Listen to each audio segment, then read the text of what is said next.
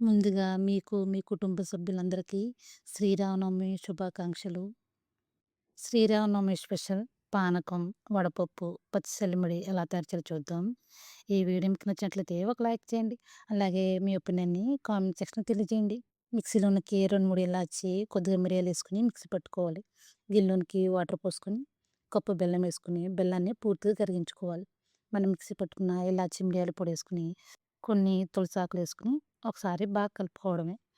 మీరు కావాలంటే మిరియాలు, ఇలాచి చిన్న రోలేసుకొని దంచుకోవచ్చు. తర్వాత పచ్చి తయారు చేద్దాం.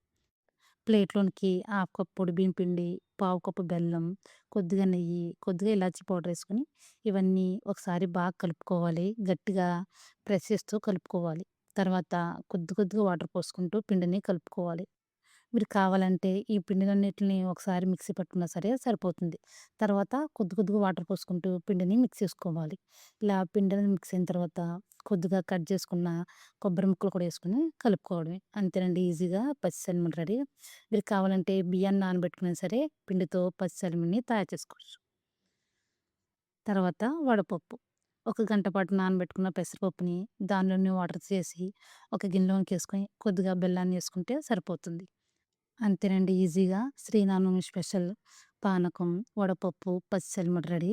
మీకు ఎవరికైనా నచ్చితే గనక ఒకసారి ట్రై చేయండి. అలాగే వీడియో పైన ఒపీనియన్‌ని కామెంట్ సెక్షన్‌లో తెలియజేయండి.